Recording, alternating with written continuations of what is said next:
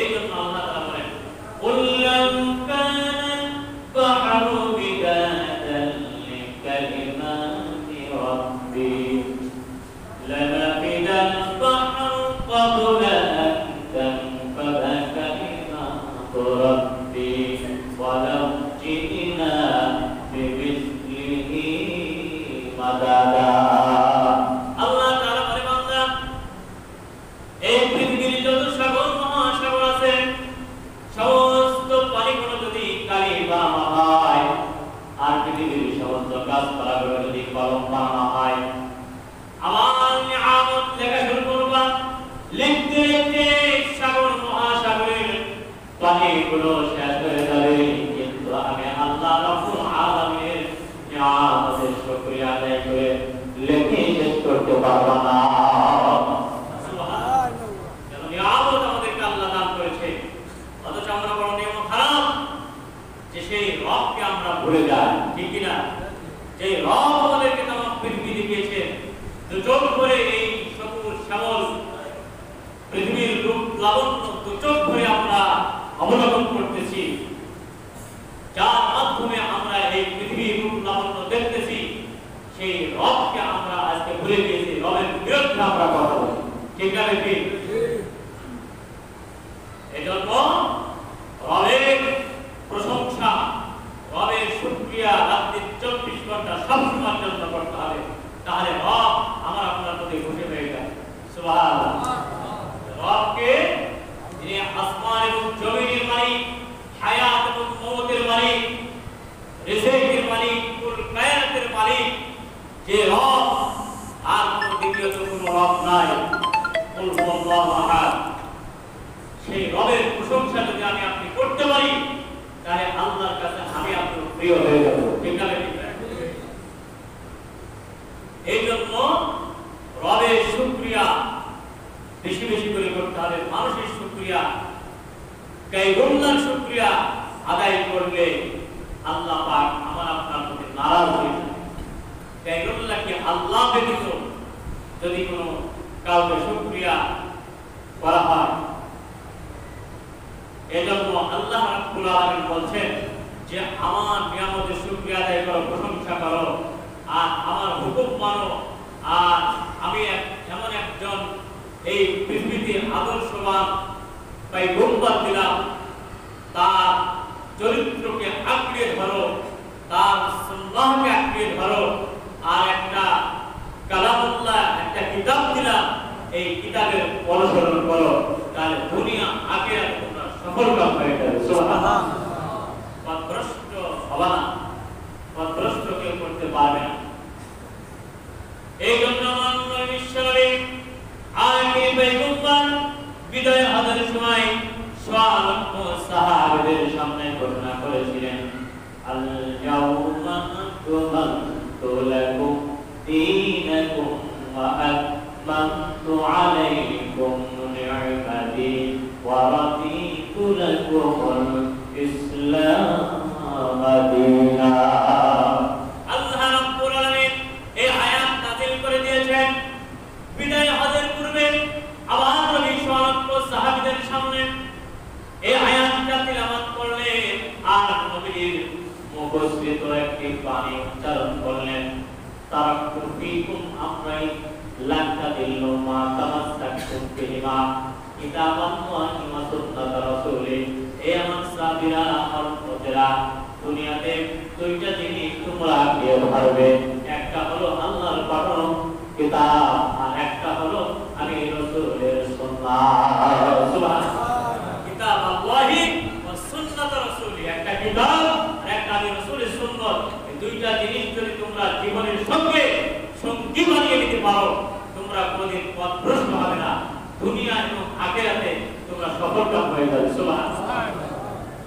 একটা হলো কোরআন, কিতাব দিয়ে বোঝানো হচ্ছে কোরআন, আর একটা হলো রাসূলের সুন্নাত। যেই রাসূল উম্মতের জন্য এত কান্ডারি পাগলপাড়া, আমার উম্মত কিভাবে ঈমান নিয়ে বেঁচে থাকবে, কিভাবে তারা আদর্শ নিয়ে বেঁচে থাকবে, আমার রাসূল এই চিন্তায় সবসময় চিন্তিত থাকতেন যে আমার উম্মত যেন একটাও জাহান্নামে না যায়। রাসূল কারীম সাল্লাল্লাহু আলাইহি ওয়াসাল্লাম বাদ দিয়ে দিয়েছেন। সুবহানাল্লাহ। আমরা সেই রাসূলের বিরুদ্ধে কথা বলি, আছে না নাই? আমার ভাইরা, আল্লাহর নবী বিশ্বনবী আখিরি পয়গম্বর একবার মসজিদে নববীতে বসে আছে। এমন সময় জিবরিল আমিন আল্লাহর নবীর কাছে আসলেন, সালাম দিলেন। দেওয়ার পরে জিবরিল আমিন কোনো কথা বলছেন না, মুখটা বেজার হয়ে বসে আছেন, চুপ করে আছেন। পয়গম্বর জিজ্ঞাসা করলেন, ভাই জিবরাইল, আপনি অন্যদিন আমার কাছে যখন আসেন মুখটা হাসি খুশি লাগে, আপনাকে দেখতে ভালো লাগে, আজকে আপনার মুখটা বেজার কারণ কি? আপনি অত্যন্ত চিন্তিতর ভিতরে আছেন, আপনার মুখটা মলিন মলিন লাগে, কারণ কি জানতে চাই। জিবরিল আমিন বললেন, পয়গম্বর, এই জন্য আমি চিন্তিত, আল্লাহ রাব্বুল আলামিন আপনার কাছে একটা খবর পাঠানোর জন্য, বলার জন্য আমাকে তাগিদ করেছেন, নির্দেশ দিয়েছেন, কিন্তু আমি কিভাবে বলবো? এই জন্য আমি চিন্তিত। কারণ আমি চিন্তিত আমার জন্য নয়, আমি চিন্তিত হলাম একমাত্র আপনি রাসূলের জন্য। আল্লাহ পাক একটা কথা আপনাকে বলার জন্য পাঠিয়েছে, কিভাবে বলি এই জন্য আমি চিন্তিত। বলার পরে আপনি মন খারাপ করবেন, আর আমি জিবরাইল কষ্ট পাবো, আমার আল্লাহ কষ্ট পাবে। সুবহানাল্লাহ। এই জন্য আমি বলতে একটু কষ্ট লাগছে। আমার নবী বলেন, ভাই জিবরাইল, যেহেতু আল্লাহ তাআলা আপনাকে বার্তাবাহক হিসাবে প্রেরণ করেছেন, এই জন্য আপনাকে কথাটা বলতে হবে, আপনি গ্রহণ করতে পারবেন না। আমার রব আমাকে বলার জন্য, আপনাকে বলার জন্য বলেছেন, আপনি বলুন কি কথা আল্লাহর কাছ থেকে আপনি নিয়ে বলবেন। মুসলমান ভাইরা, জিবরাইল আমিন আল্লাহর নবীকে বললেন, জাহান্নাম সম্পর্কে আল্লাহ তাআলা কিছু বর্ণনা দিয়েছেন। জাহান্নামে কারা কারা থাকবে, জাহান্নামের সাথে জাহান্নাম, কোন জাহান্নামে কারা কারা থাকবে, এই ব্যাপারে আল্লাহ তাআলা বর্ণনা করেছেন। যে সমস্ত মানুষের ভিতরে জেনা ব্যভিচার আছে, সুদ খাওয়া, ঘুষ খাওয়া আছে, গালমন্দ আছে, অশ্লীল এরকম ভাবে পরনিন্দা আছে, মুনাফিকি আছে, তাদের শ্রেণী বিন্যাস করেছেন আল্লাহ। তারা কে কে কোন জান্নাতে থাকবে, তার মধ্যে একটা জান্নাত একটা জাহান্নাম হলো। আল্লাহ পাক বলেন, যেই জাহান্নামের সর্বনিম্ন স্তরে আপনার উম্মতের ভিতরে যারা মুনাফিকি করবেন, ওই মুনাফিকদের জন্য আল্লাহ জাহান্নামের নিম্ন স্তর রেখেছেন। জাহান্নাম কাদের দিয়ে সাজানো হবে, স্তর বিন্যাস করে দেন। তার মধ্যে সবথেকে নিম্ন জাহান্নাম, যার শাস্তি কঠিন হবে, তাদের ব্যাপারে আল্লাহ বলেছেন, ইন্নাল মুনাফিকিনা ফিদ দারকিল আসফালি মিনান নার। জাহান্নামের সর্বনিম্ন স্তর হবে মুনাফিকদের। হে নবী পয়গম্বর, জাহান্নামের সবথেকে মুনাফিকরা নিম্ন স্তরে থাকবে, আর এই মুনাফিকরা আপনার উম্মতের ভিতরে হবে। আপনার উম্মতের ভিতরে নামধারী কিছু মুসলমান, নামে মুসলমান কিন্তু তারা মুনাফিক। মুনাফিক এই জন্য আল্লাহ তাআলা বলেছেন, মুনাফিকদের ব্যাপারে জাহান্নামে সর্বনিম্ন স্তর। ইয়া রাসূলুল্লাহ, আপনার উম্মতরা জাহান্নামে থাকবে। এই জন্য আমি কথাটা বলতে চাচ্ছিলাম না, কিন্তু বলাই রাখে আল্লাহর নির্দেশ। আল্লাহ নবী এই কথা শোনার পরে, জিবরিল আমিনের কাছ থেকে শোনার পরে আমার নবীর লাশ সব অর্থাৎ সব ভুলে গেছে। আল্লাহ নবী কোনো কথা বলছে না, জিবরিল আমিন বর্ণনা করে চলে গিয়েছেন। আল্লাহ নবী এরকম উম্মতের কথায় যেতে পারো, উম্মতের জন্য চোখের পানি ছেড়ে দিয়ে কাঁদতে। মুসলমান ভাইরা আমার, আল্লাহ নবীর পর থেকে মসজিদে নববীতে যান, নামাজ পড়ায় চলে আসেন, কোন সাহাবীর সঙ্গে কথা বলেন না, মনটা বেজার মলিন হয়ে গেছে, কোন এরকম পরামর্শ করে না। একদিন, দুই দিন, তিন দিন পর্যন্ত নবী কোন সাহাবীর সঙ্গে সালাম ব্যতীত কোনো কথা বলেন না। আবু বকর পেরেশান হয়ে গেছে, ওমর পেরেশান, আলী, উসমান সময় পেরেশান। আমার নবীর কি হলো? হঠাৎ করে না কেন সাহাবীদের সঙ্গে কোনো প্রশ্ন করেন না, সাহাবীদের সঙ্গে কোনো কথা বলেন না। নামাজের সময় হলে নামাজ পড়ে আবার অবস্থায় চলে যান। 1 মিনিটের জন্য নবী আমার একটু বসেন না, কারণ কি আবু বকর গেলেন আল্লাহর নবীর ঘরে, দরজায় টোকাতে আওয়াজ দেয়, আমার নবী কোনো কথা বলেন না। 3 দিন পরে আবু বকর এরকম যে ফিরে আসলেন, ওমরকে পাঠালেন, আবু বকর ভাই ওমর তুমি যাও নবীর ঘরে একটু আওয়াজ দিয়ে আসো। ওমর আওয়াজ দিলেন, নবী কোনো কথা বললেন না। ওসমান আলী আওয়াজ দিলেন, কথা বললেন না। শেষ পর্যন্ত সমস্ত সাহাবীরা হযরত আলীকে বললেন, হে আলী, তোমার প্রিয়তম স্ত্রী মা ফাতেমা আল্লাহর নবীর পরিবার টুকরা সন্তান, আল্লাহর নবী মা ফাতেমার ব্যাপারে বলেছেন, ফাতেমা আমার পরিজা, আমার অন্তরঙ্গ, যে ব্যক্তি আমার ফাতেমাকে কষ্ট দেয় ওই ব্যক্তি আমি রাসূলকে কষ্ট দিল। হে আলী, তোমার স্ত্রী ফাতেমাকে বলো, ফাতেমা ছাড়া আল্লাহর নবীর সঙ্গে কথা বলার সাহস পাবে না। মুসলমান ভাইরা আমার, যে নবীর উম্মতের জন্য পাগল পান, যে নবীর উম্মতের জন্য রাতের 24 ঘন্টা কাটাকাটি করে, ওই নবীকে যারা গালি দেয় তারা কি মুসলমান থাকতে পারে? মুসলমান থাকতে পারে না। আজকে বিধর্মীরা গালি দেয়, নবীর আদর্শ নিয়ে কথা বলে, আমাদের মতো নামধারী মুসলমান মুনাফিকরা এই সমস্ত আপনার নাস্তিকদের সঙ্গে মুখ মিলায় হাত মিলিয়ে আল্লাহ রাসূলের বিরুদ্ধে, আল্লাহর বিরুদ্ধে কথা বলে। ঠিক আছে ভাই, আল্লাহ রাসূলের বিরুদ্ধে কথা বলে। তবে মনে রাখবেন, আশা করি ধৈর্য ধরে থাকেন, দোয়া করতে থাকেন। এই বাংলার জমিনে আশা করা যায় 2 শ্রেণীর বাতিল বাংলার জমিন থেকে উঠে যাবে, তাদেরকে ওসিলে কাফের ঘোষণা করা হবে। এক হলো কাদিয়ানী, আর এক হলো এই বাংলার জমিনে যারা ইসকনের সদস্য। ঠিক না বলি ভাই?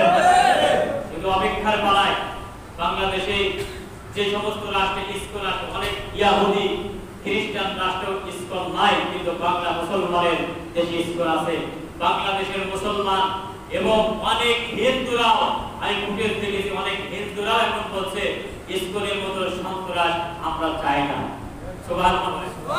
হিন্দুরা বলছে, হিন্দুদের ভিতরে আদর্শবান লোক আছে না, তারা বলছে আমরা হিন্দুরা বলছে ইসকন সন্ত্রাস, এরা ঈদের মতো সন্ত্রাস এবং ঈদের মতো ডাকা, ঈদের মতো জেনাখোর, জুলুমখোর আর হতে পারে না। অর্থাৎ হিন্দুরা বলছে আমরা ইসকনকে সমর্থন করি না।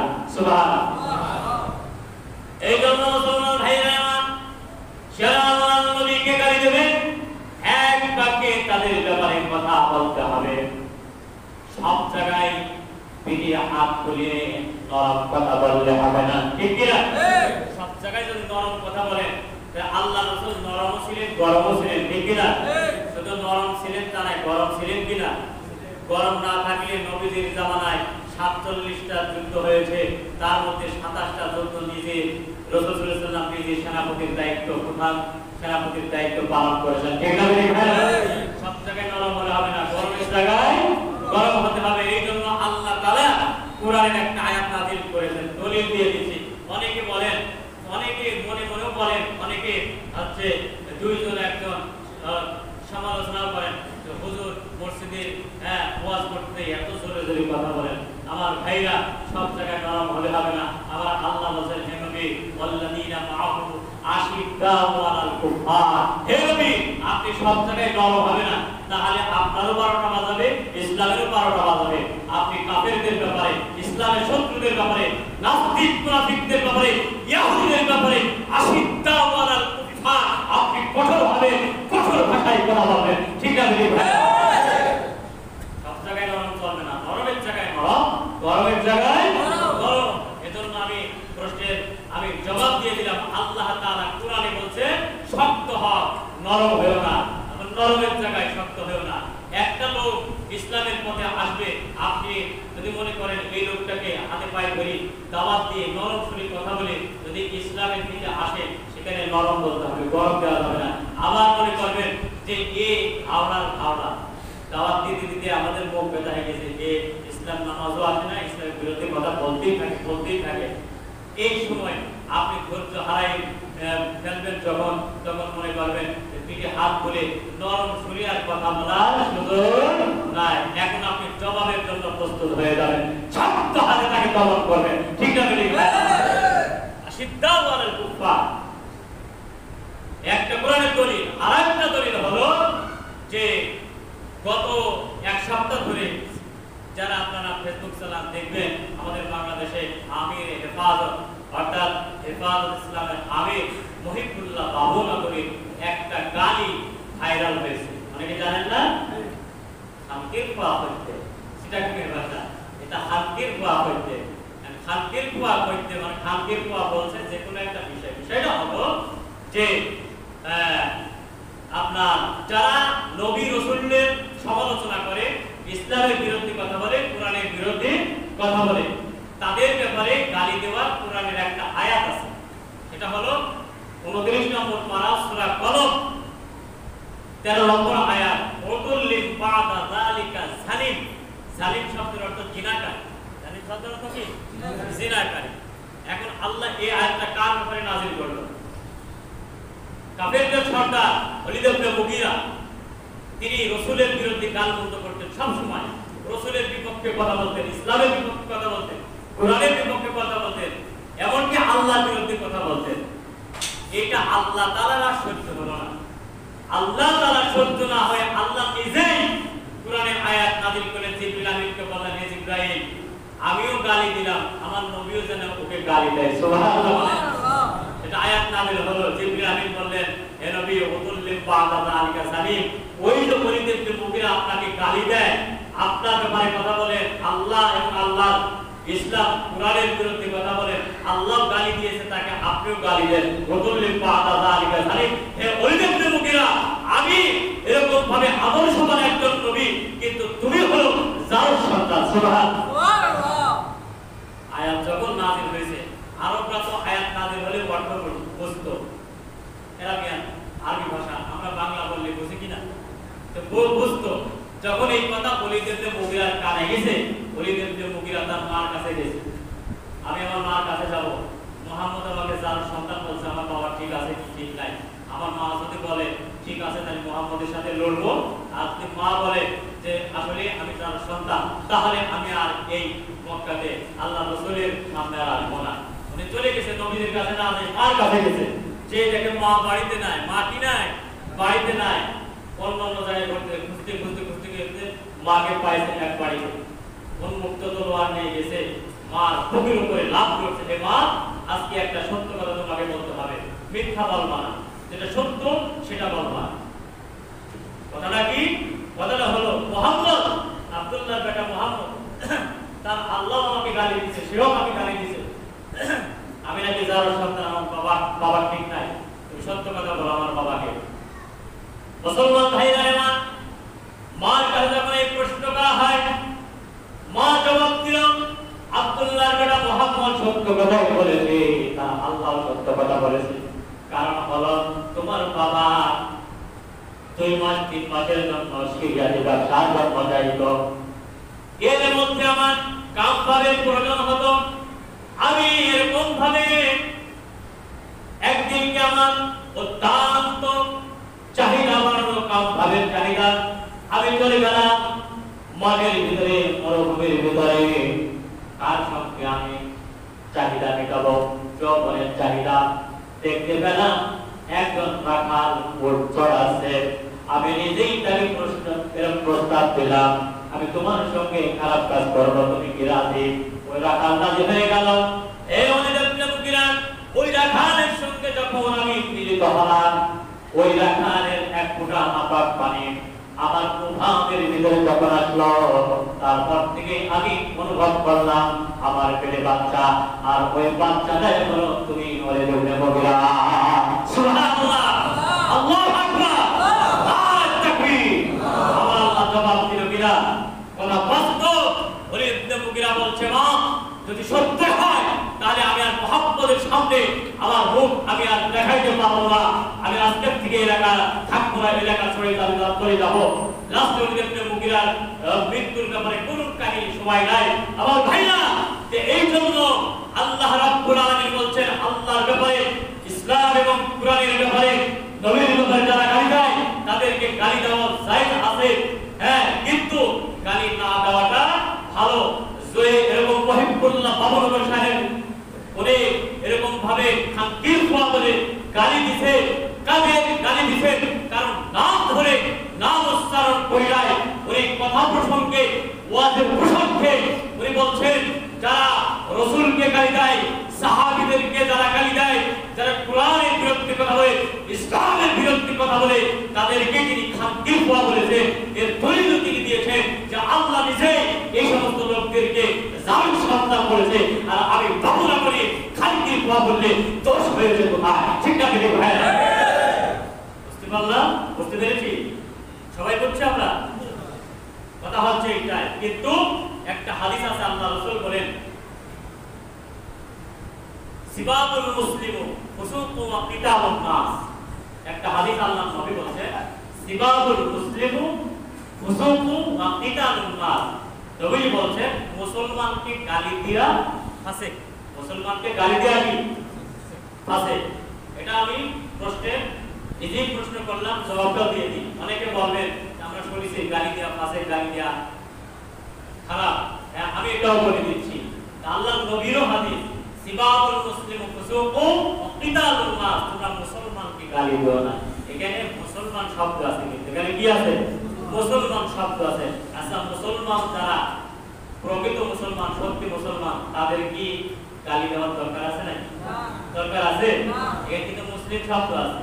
আর যারা আল্লাহ রাসূলকে গালি দেয়, ইসলামকে গালি দেয়, আল্লাহকে গালি দেয়, কোরআনকে গালি দেয়, আচ্ছা তারা কি মুসলমান থাকতে পারে? মুসলমান থাকতে পারে?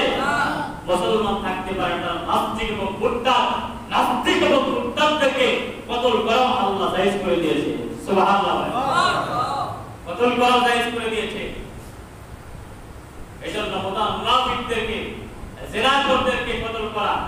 রাসূলের জামানায় এক ইহুদি একজন মুসলিম নারীকে জিনা করছে, মুসলিম নারীকে জিনা করছে এক ইহুদি, অর্থাৎ কাফের।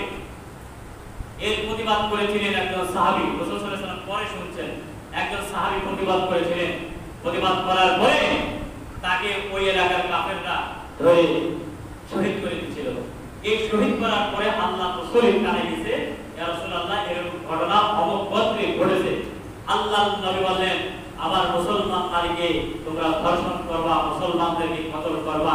আমি রাসূল হকের জন্য এসেছি। এই পৃথিবীতে আমি বেঁচে থাকতে ইসলাম ও কোরআনের বিরুদ্ধে কথা বলবে এরকম আমি সহ্য করে নিব, হতে পারে না। এর সাহাবীরা চলো ওই গোত্রকে আজকেও ঘেরাও করতে হবে। ওই দিনে রাসূল সাল্লাল্লাহু আলাইহি ওয়াসাল্লাম ওই গোত্রকে চতুর্দিক থেকে সাহাবাইদেরকে নিয়ে ঘেরাও করে 15 দিন পর্যন্ত আটকে রেখেছিলেন। সুবহানাল্লাহ। আটকে রাখার পরে খানাপিনা সবকিছু বন্ধ, বাইরে আসতে পারছে না, আটকা পড়েছে। এরপরে সমস্ত গোত্রের কাফেররা এক বাক্যে সবাই পরামর্শ করলো যে আল্লাহর নবী আব্দুল্লাহর বেটা মুহাম্মদ আমাদেরকে ঘেরাও করে রেখেছে, তার হাত থেকে বাঁচার আর কোনো উপায় নাই। এক এক করে 15 দিন পর্যন্ত হয়ে গেল, আমরা একজন বাহির হতে পারলাম না। অতএব আমরা ভুল করেছি, এরকম কাজ জীবনে করব না। আল্লাহ রাসূলের কাছে আমরা আত্মসমর্পণ করি, তওবা করে, ইস্তিগফার করে মুসলমান হয়ে যায়, তারপরে হয়তো আল্লাহ আমাদেরকে মাফ করবে। সুবহানাল্লাহ। সমস্ত কাফেররা প্রস্তাব দিল, ইয়া রাসূলুল্লাহ আমরা নিজেদের ভুল করতে পেরেছি, ভুল করেছি, আমরা আর ঘেরাও করব না, মুসলমানদের হত্যা করব না, আমরা আবার আপনার কাছে কালিমা গ্রহণ করে মুসলমান হতে যাই। সুবহানাল্লাহ। আল্লাহ নবী সকলকে এরকম ভাবে মুসলমান বানিয়ে দিলেন। মুসলমান বানানোর পরে আল্লাহ নবী তাদেরকে এরকম ভাবে মুক্তি দান করে দিলেন। মুসলমান ভাইরা আমার, এই জন্য যেই কথা বলছিলাম আল্লাহ নবী উম্মতের জন্য পাগল করা, উম্মতের জন্য এত পাগল করা, চোখের পানি ঝরিয়ে কাঁদতেন। ওই ফার্স্টে বলছিলাম 3 দিন পর্যন্ত নবী কাঁদতেন। আবু বকর খোলাফায়ে রাশিদিন যাওয়ার পরে কাজ হলো না। সমস্ত সাহাবীরা মা ফাতেমা জাহরা ফাতেমাকে পাঠিয়ে দিলেন, ফাতেমা যাও আল্লাহর নবীর কাছে তুমি বড় প্রিয়, আল্লাহ আল্লাহ নবীর তুমি করে দাও টুকরা, তুমি যাও আল্লাহ নবীর কি হয়েছে একটু বলো।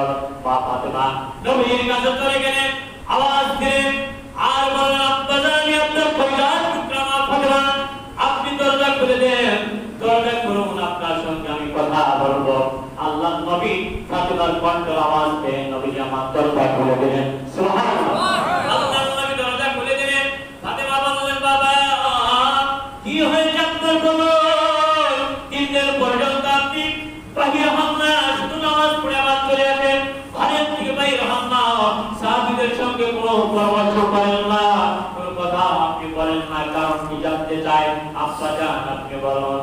আল্লাহ নবী বললেন আম্মা জান হে ফাতেমা এরকম ভাবে 3 দিন পূর্বে জিবরিল আমিন এসেছিলেন, আমার কাছে আসার পরে জাহান্নামের কিছু বর্ণনা দিলেন। শেষকাল ওই জাহান্নামের নিম্ন স্তরে সর্বনিম্ন স্তরে যারা শাস্তি ভোগ করবেন, যাদের শাস্তি বেশি হবে ওই সমস্ত লোকগুলো হলো আমার উম্মতের ভিতরে যারা মুনাফিক হবে, মুনাফিকদেরকে জাহান্নাম সাজানো হবে। এই জন্য আমি বেজায় বেদে হয়ে কাঁদি, আমার উম্মতেরা জাহান্নামে থাকবে। মুসলমান ভাইরা আমার এরপরে জিবরিল আমিন চলে আসলো। জিবরিল আমিন আসার পরে নবীজি বললেন ফাতেমা তুমি চলে যাও, জিবরিল আমিন এসেছে, জিবরিল আমিন আমার সঙ্গে কথা বলবেন। জিবরিল আমিন আসলেন, আসার পরে জিবরিল আমিন বললেন হে নবী আল্লাহ আপনার জন্য সুসংবাদ পাঠিয়েছেন। সূরা তুহার ভিতরে আয়াত আছে ওয়ালা সাউফা ইউতিকা রাব্বিকা ফাতারদা, সাউফা ইউতিকা রাব্বুকা ফাতারদা, হে নবী আপনার জন্য সুসংবাদ হলো আপনি যতক্ষণ পর্যন্ত কিয়ামতের ময়দানে সুপারিশ করবেন আপনার উম্মতদের জন্য, ততক্ষণ আল্লাহ আপনার সুপারিশ গ্রহণ করবে। সুবহানাল্লাহ। আপনার সুপারিশ গ্রহণ করবে। আপনি যাদেরকে জাহান্নাম থেকে সুপারিশ করে জান্নাতে দিবেন ততক্ষণ পর্যন্ত আপনার নিষেধ করবে না, আল্লাহ পাক জান্নাতেই দিয়ে দিবেন। অতএব যাদেরকে আপনি সুপারিশ করবেন তাদেরকে আল্লাহ জাহান্নামে দিবে না, আর যারা আপনার নাফরমানি উম্মত, আপনার শত্রু, আল্লাহর শত্রু, ওই সমস্ত আপনার উম্মত যারা থাকবে তাদেরকে জাহান্নামে দিবেন। সুবহানাল্লাহ। আমার নবী খুশি হয়ে গেলেন, কারণ নবীজি আমার নিজের পক্ষ থেকে কথা বলতেন না, জিবরিল আমিন যতক্ষণ না কথা বলতেন, জিবরিল আমিন এসে যখন সুসংবাদ দিলেন আপনি যাদেরকে সুপারিশ করবেন, আপনি যাদেরকে উম্মত করবেন তারাই জান্নাতে যাবে। আল্লাহ রাসূল তখন হাসি খুশি হয়ে ঘর থেকে বাইরে হয়ে আসলেন। খুলাফায়ে রাশিদিন অন্যান্য সাহাবীদের সঙ্গে সালাম বিনিময় করলেন, পরামর্শ করলেন এবং সাহাবীদের সঙ্গে এই কথাগুলো নবীজি আমার বর্ণনা করলেন। সুবহানাল্লাহ। তাহলে আমরা সেই রাসূলের সুপারিশ চাই চাই না? কারা কারা চায় হাত তুলে দেন, নারা তাকবীর। আল্লাহ রাসূলের সুপারিশ তুমি কবুল করো, রাসূলের খাঁটি উম্মত হিসেবে কবুল করো। আল্লাহ পাক আমাদের সকলকে সুন্নাতওয়ালা জিন্দেগি গড়ে জীবন যাপন করে মৃত্যুবরণ করার তৌফিক দান করুন সকলে। আমিন।